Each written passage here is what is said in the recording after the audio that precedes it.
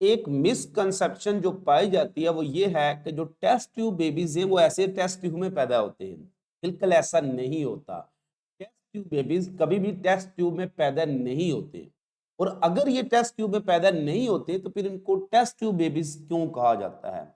इस वीडियो को डिटेल में आप देखेंगे तो आपको समझ आएगी कि टेस्ट ट्यूब बेबी क्या है, इसकी जरूरत क्यों पेश आती है और इसका प्रोसीजर क्या है, इन विट्रो फर्टिलाइजेशन होती क्या है, ये कौन सी टेक्नोलॉजी है जिसके जरिए जो बेबीज को पैदा किया जा सकता है। अब इसकी नीड पर अगर हम आए तो नॉर्मल प्रोसेस ऑफ जो बर्थ है वो आपको समझना जरूरी है। नॉर्मल प्रोसेस ऑफ बर्थ क्या होता है कि मेल जो पार्टनर होता है वो फीमेल पार्टनर के साथ एक फिजिकल कांटेक्ट बनाता है जिसको हम इंटरकोर्स कहते हैं। इस फिजिकल कांटेक्ट में मेल पार्टनर अपना जो सीमन है कंटेनिंग स्पर्म अपने कॉपुलेटरी ऑर्गन पेनिस के जरिए फीमेल की रिप्रोडक्टिव ट्रैक जिसको हम वेजिनल कैनाल भी कहते हैं उसमें इंसर्ट कर देता है। सारा सीमन इजैकुलेट होता है, रिलीज होता है इनटू द वैजिनल कैनाल। यहां से स्पर्म फिर खुद ट्रेवल करते हुए जाते हैं कहां पर, ओविडक्ट में। ओविडक्ट में एक ही एग होता है और फर्टिलाइजेशन होती है विद इन द ओविडक्ट। क्योंकि ये fertilisation within the female body है इसलिए इसको कहते हैं इन विवो फर्टिलाइजेशन। फिर क्या होता है कि एग में माइटोसिस होती है, 1 से 2 सेल, 2 से 4, तो एक ब्लास्टोसिस्ट बनता है। वो ब्लास्टोसिस्ट आकर यूट्रस में इम्प्लांट हो जाता है जिसको बच्चादानी भी कहते हैं। वहां पर फिर नॉर्मल प्रोसेस ऑफ डेवलपमेंट होता है, पूरा बेबी बनता है और उसकी नॉर्मल डिलीवरी होती है। ये एक नॉर्मल प्रोसेस ऑफ बर्थ है। अब हम आते हैं कि बाज़ औक़ात ये होता है कि दोनों पार्टनर हैं मेल और फीमेल, इनमें बहुत सी फिजिकल या फिजियोलॉजिकल एबनॉर्मलिटीज आ जाती हैं। जैसे अगर एक मेल पार्टनर है तो उसमें इरेक्टाइल डिसफंक्शन है, यानी पेनिस की इरेक्शन नहीं हो रही है, वो नॉर्मल इंटरकोर्स नहीं कर पाए, वो इजैकुलेट नहीं हो पा रहा है, किसी हार्मोन की कमी की वजह से उसमें स्पर्म एक्टिव नहीं बन रहे। फीमेल में हार्मोन की कमी की वजह से एग जो बन रहा है वो इतना एक्टिव नहीं है, या जो जायगोट बनता है वो इम्प्लांट से नहीं हो पा रहा होता, या जायगोट से ही ज्यादा हेल्दी नहीं होता, वायबल नहीं होता। इसके अलावा कुछ सेक्सुअली ट्रांसमिटेड डिजीजेज हो सकती हैं। फीमेल को कोई डिजीज है या मेल को डिजीज है तो आपस में फिजिकल कांटेक्ट से इन में डिजीज एक दूसरे को मुंतकिल हो सकती है। तो इन प्रॉब्लम से बचने के लिए फिर वो औलाद की नेमत हासिल करने के लिए साइंस ने उनके लिए एक अल्टरनेट सहूलत दी है, that is called test tube babies. मैं वैसे ही आप इसको एक आइडिया बता देता हूं, एक जनरल समरी, फिर हम इसको डिटेल में डिस्कस करते हैं कि टेस्ट ट्यूब बेबीज होते क्या हैं। इससे पहले अगर आपने ये मेरे चैनल को सब्सक्राइब नहीं किया तो काइंडली चैनल को सब्सक्राइब कर ले ताकि आपको हर तरह की वीडियो बर वक्त मिल सके। अब जो टेस्ट ट्यूब बेबीज का कंसेप्ट ये है कि मेल जो होता है वो मास्टरबेशन के जरिए अपने स्पर्म या सीमन वो एक टेस्ट ट्यूब में दे देता है। इसको ये जो टेस्ट ट्यूब बेबीज बनाने वाला डिपार्टमेंट है उसको दे देता है। जो आपका कंसर्न गायनेकोलॉजी डॉक्टर है वो सीमन कोलेक्ट कर लेगा। एक बाकायदा प्रोसीजर होता है जिसके जरिए सीमन कोलेक्ट किया जाता है और वो डॉक्टर उसको अपने पास रख लेते हैं। और फीमेल के अंदर भी बहुत ज्यादा एग प्रोड्यूस करवाए जाते हैं, मल्टीपल एग पैदा करवाए जाते हैं। और उनमें से जो सबसे बेस्ट एग होता है, सबसे अच्छा एग, इसकी सिलेक्शन करता है जो आपका स्पेशलिस्ट डॉक्टर होता है, वो सिलेक्शन करता है सबसे अच्छा एग वो ले लेता है। फिर एक टेस्ट ट्यूब के अंदर वो एग रख लिया जाता है और उसका मीडियम बड़ा वो रखा जाता है जिसमें वो जिंदा भी रह सके। तो जाहिर है ये स्पेशल कंडीशन होती है, विद इन द लैब ये सारा काम हो रहा होता है। अब टेस्ट ट्यूब के अंदर क्या मौजूद है, वो एग भी मौजूद है और वो जो मेल ने अपना सीमन दिया था उसमें स्पर्म थे, वो सारे स्पर्म उस टेस्ट ट्यूब में डाल दिए जाते हैं। ज़ाहिर है इनके दरमियान एक नेचुरल आपस में क्या है, एक अट्रैक्शन है, कीमोटैक्सिस है।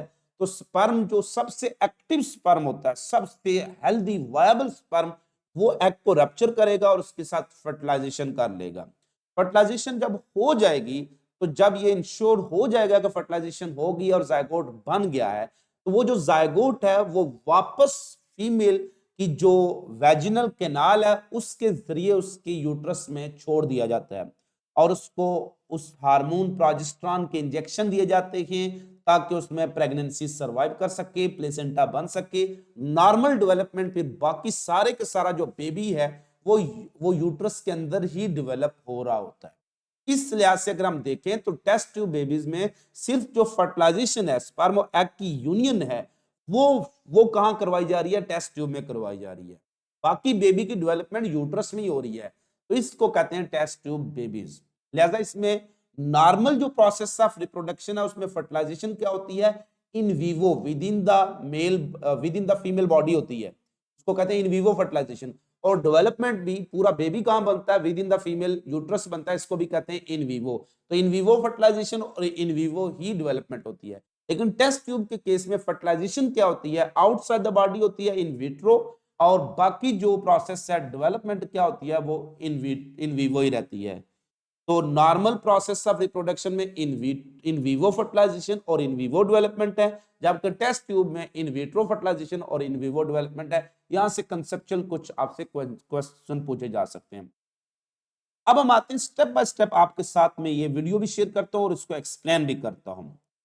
सबसे पहले क्या किया जाता है कि फीमेल को, ये जो दैट के फीमेल की जो ओवरीज होते हैं, इसमें अगर आप देखें इस पूरी डायग्राम के अंदर, तो इस डायग्राम में ये जो आपको स्ट्रक्चर नजर आ रही है, दो बॉल लाइक स्ट्रक्चर्स हैं, दीज आर कॉल्ड ओवरीज। ठीक है, इस ओवरीज में एग बनते हैं। नॉर्मल प्रोसेस ये होता है कि फीमेल में एक ही एग बनता है, ओनली वन एग बनता है पर मेंस्ट्रुअल साइकिल। लेकिन जब उस फीमेल को क्या दिया जाता है? एफएसएच, फॉलिकल स्टिमुलेटिंग हार्मोन का इंजेक्शन दे दिया जाता है, तो उसकी दोनों ओवरी को ओवर स्टिमुलेट किया जाता है ताकि वो मल्टीपल एग बनाए। तो अब यहां पर इसको एफएसएच का इंजेक्शन दिया जाता है फीमेल को, दोनों ओवरी एक्टिव हो जाएंगी और इन ओवरीज में एग बनेंगे। तो ये जो आपको purple purple round round spherical structure नजर आ रही है छोटी छोटी, ये ओवरी के अंदर ये जो आपको फिंगर लेग्स चीजें नजर आ रही हैं, these are actually fallopian tube जो एग को कैप्चर करती हैं। और बाकी जो राउंड आपको लाइट पिंक सा जो एक बैलून लाइक स्ट्रक्चर दोनों तरफ नजर आ रही हैं, दीज आर ओवरीज। और इसमें जो पर्पल पर छोटे छोटे आपको ये सर्कल नजर आ रहे हैं, दीज आर मल्टीपल एग, जिनको हम फॉलिकल्स भी कह रहे होते हैं। अब जो फॉलिकल्स होते हैं, मल्टीपल जैसे फीमेल को आप एफएसएच का इंजेक्शन देते हैं तो उसमें एक से ज्यादा एग बनते हैं। अब जो एक से ज्यादा एग बनते हैं तो इनमें हमारे पास सिलेक्शन होती है कि सबसे बेस्ट एग को चुना जाए। तो ये जैसे आप देखेंगे सारे एग डेवलप हो रहे हैं, कुछ एग ज्यादा बड़े हैं, कुछ छोटे हैं। इनमें से जो सबसे बेस्ट एग होगा ना, उसको आप देखें, ये एक साथ ही आप देख लें कि एक ट्यूब सी होती है, सेक्शन, एक डिवाइस होती है, उस सेक्शन डिवाइस के जरिए ओवरी में से सारे एग सक कर लिए जाते हैं। अब ये सारे एग सक करके किस में डाल दिए जाते हैं? एक टेस्ट ट्यूब में शिफ्ट कर दिए जाते हैं। तो एग हमने कहां शिफ्ट कर दिए? टेस्ट ट्यूब में। अब आप देखते हैं दूसरी टेस्ट ट्यूब में वो सीमन है जो कि मेल से लिया गया मास्टरबेशन के जरिए। तो मेल ने अपना सीमन दूसरी टेस्ट ट्यूब में दे दिया। तो एक टेस्ट ट्यूब में मल्टीपल एग हैं और दूसरी टेस्ट ट्यूब में क्या है? वो स्पर्म मौजूद हैं। अब क्या करिए, दो तरीके होते हैं। पहला तरीका ये होता है कि सबसे अच्छा जो हेल्दी एग होता है, सबसे मोटा ताजा एग, वो सिलेक्ट कर लिया जाता है। ये वो एग है जो सबसे हेल्दी है, और सारे सीमन इसके इर्द गिर्द सारे स्पर्म इसके इर्द गिर्द छोड़ दिए जाते हैं। सारे स्पर्म जब इसके इर्द गिर्द छोड़ दिए जाएंगे तो सारे स्पर्म बार बार कोशिश करेंगे, यानी जैसे नेचुरल होता है, ये सारे स्पर्म इस पर छोड़ दिए गए। अब देखिए सारे स्पर्म ने एग को घेर लिया गया, इस एग को घेर लिया है, तो इनमें से कोई एक जो सबसे एक्टिव स्पर्म होता है ना, वही कामयाब होता है एग के अंदर इंटर होने में, जो सबसे एक्टिव वायबल स्पर्म होता है। अब आप देखेंगे सिर्फ एक स्पर्म इसमें इंटर हो रहा है, only one is able to enter into the egg, और वही जाकर फर्टिलाइजेशन करेगा और उसके नतीजे में क्या बनेगा? जायगोट बनेगा। लेकिन बाज वक्त क्या होता है कि स्पर्म जो होते हैं हम इस तरफ नहीं जाते हैं। जो आपका डॉक्टर है, जो गायनोकोलॉजिस्ट है, या जो भी आईवीएफ टेक्निक कर रहा है, तो वो बजाते खुद माइक्रोस्कोप के नीचे चुनेगा कि कौन सा स्पर्म सबसे एक्टिव है और तेज है। सबसे तेज स्पर्म को वो खुद चुनेगा और एक नीडल के जरिए इस स्पर्म को हम डायरेक्ट इंजेक्ट कर देंगे, यानी अब अपनी मर्जी का स्पर्म हम इसमें इंजेक्ट कर लेते हैं। और यहां पर ये पॉसिबिलिटी भी होती है स्पर्म विद एक्स या वाई, आप बेटा या बेटी, उस लिहाज से भी कुछ स्पर्म को सिलेक्ट कर सकते हैं। तो वो स्पर्म एक नीडल के जरिए एग के अंदर इंजेक्ट कर लिया गया। अब इस स्पर्म को मेहनत नहीं करनी पड़ेगी कि वो खुद जाके रैप्चर करे एग को। जब ये फर्टिलाइजेशन हो जाएगी, ये देखा जाता है कि इनके आपस में जायगोट बने, जायगोट बन गया, अगर 1 से 2 सेल बन गए, ठीक है, 1 से 2 सेल बन गए और 2 से ये मेनी सेल बन गए, तो इसका मतलब है कि आपकी फर्टिलाइजेशन कामयाब हो गई है और आप टेस्ट ट्यूब बेबीज हासिल करने में कामयाब हो जाएंगे। 1 से 2 सेल बन गए, 2 से फिर 4, 4 से एक मैस ऑफ सेल बनेगा।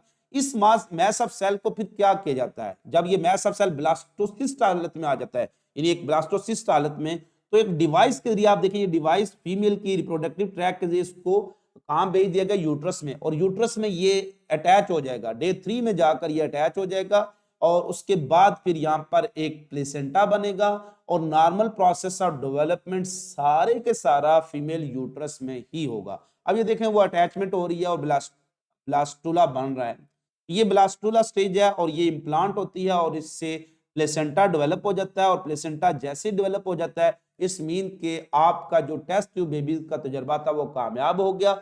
आगे फिर इसको फिर डॉक्टर गायनोकोलॉजिस्ट गाय बगाए चेक में रखते हैं, इसको हार्मोन की कमी है तो हार्मोन देते रहते हैं ताकि प्रेगनेंसी सर्वाइव रहे और फिर प्रोसेस ऑफ बर्थ कंटिन्यू रहता है और पूरा बेबी बन जाता है और फिर उसकी नॉर्मल प्रोसेस ऑफ बर्थ होती है। दिस इज ऑल अबाउट कि किस तरह से जो टेस्ट ट्यूब बेबीज अचीव किए जाते हैं। सो टेस्ट ट्यूब बेबीज का कतन ये मतलब नहीं होता कि सिर्फ वो टेस्ट ट्यूब में ही सारा बेबी बन रहा है। अब तो साइंस बहुत आगे चली गई है। अब एक प्रोसेस है सरोगेसी। सरोगेसी एक ऐसा प्रोसेस है जिसमें आप किसी दूसरी जो मदर के यूट्रस को भी हायर कर सकते हैं। यानी एक एक एक फीमेल है, से फॉर एग्जांपल किसी की मिसिज हैं वो, तो उनका यूट्रस का इशू है, यूट्रस कैंसर है, तो बच्चा तो नहीं ले सकेगी यूट्रस कैंसर की सूरत में।